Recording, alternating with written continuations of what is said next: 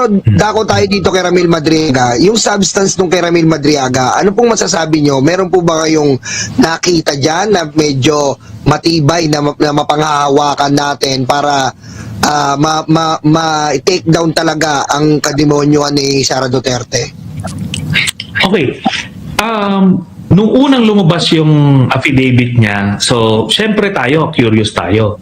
Ngayon, ayaw din naman natin kagad biglang sunggaban niya na ebidensya como against kay Sara. So, ginaano ko muna, inimbestigahan ko muna, di ba? Bina-ground check natin, tapos ultimately, mismo, 3 oras kami. Nagpaalam ako sa abogado, tapos dun sa kanya mismo, o di gusto naman niya, o sige. 3 oras. Talagang ginisa ko ito. Parang yung para ding nasa Senado. Ano ba yung background, lahat-lahat? So, given the lack of time, kasi yung 3 oras, mahaba yun, pero marami pang kailangan. While merong mga gusto mong pang maklaro na punto, pero na-establish ko na talagang magkakilala sila. Yun. Sara. Tapos, na-establish ko na may kakilala si Madriaga na mga malalapit sa mga Duterte in general. In fact, he was the first to admit na mas dikit siya sa mga kay Digong kaysa kay Sara. Kay Sara. Ako, so tinitignan ko yan. Ngayon, yung iba dokumentado naman. O, di ba? May mga official documents na nakikita. So, ultimately, meron siyang aligasyon. Ang pinakang ebidensya dito, siya bilang testigo. Di ba? Ngayon, wala kang kakoneksyon. Kunyari may isang standby lang sa kanto na, sige nga, gawa nga ako ng affidavit at ituturo ko si Sara Duterte. Mahirap magtahi-tahi ng kwento, maglubid ng kwento kung talagang hindi kayo magkakilala. Hindi mo masasabi yung mga impormasyon na ang makakasagot lang yung tunay na may kakilala sa kanya. Correct. So, sa punto na yon, yun na pwede na natin isama ito, yung aligasyon niya ko impeachment.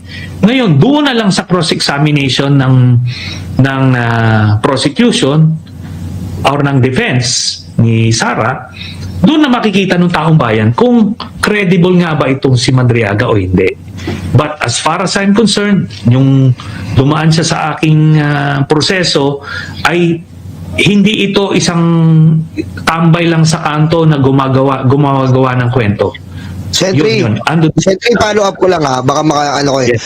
Yung sa mga allegations yun meron ba na idugtong si Ramil? Parang meron ba siyang napuno sa fill in the blanks yun na hindi nyo pa nakikita para madugtong sa mga, halimbawa sa bangko, kay Sami Uy, meron po bang mga na idugtong siya para sa iyo?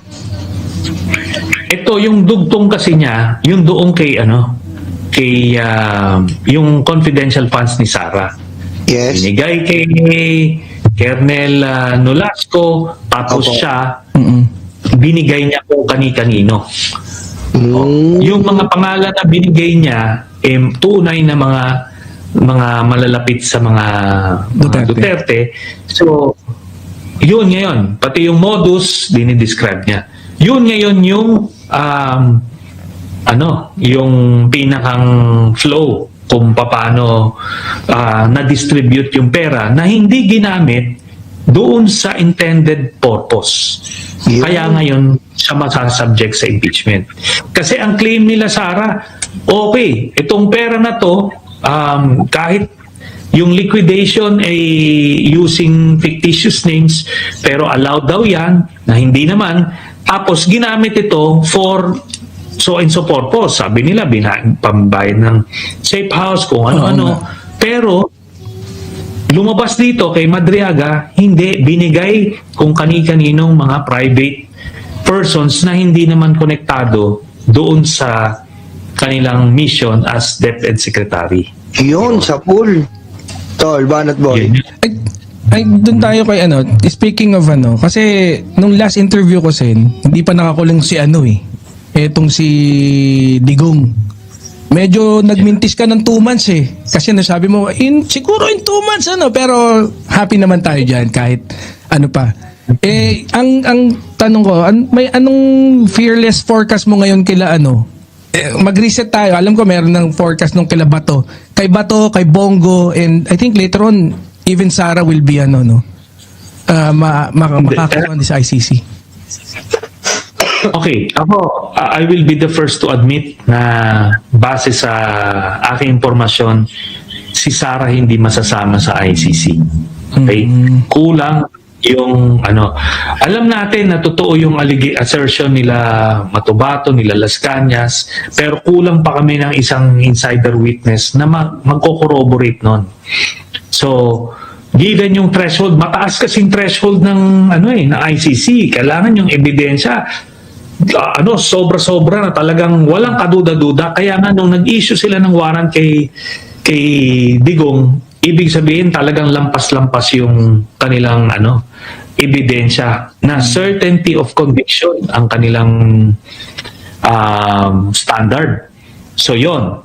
Ngayon itong kay Bato, tignan natin. Kumbaga, hindi ko na i-confirm or deny tungkol sa warrant, pero nasa kamay ni Bato yan. Kasi sinasabi ni Ombudsman, yung arresting officer nasa Senado. Pwede niyang isapalaran, di ba? Pwede niyang isapalaran. Meron ba o wala? Isapalaran mo. O ngayon, punta tayo kay Bongo. Yung kay Bongo, binubuo pa nila. Counting testigo pa, pero darating din yan Darating din yan.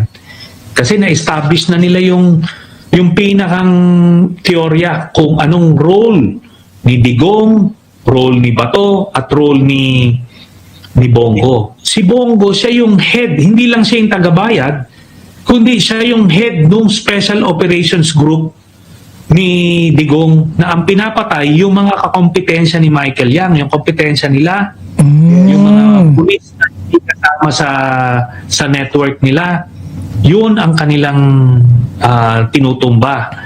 Yung kaya makita mo, di ba, may mga pinatay na mga Chinese drug lords sa kulungan? Oo. Opo. Kasi mga miyembro ng ibang triad yun.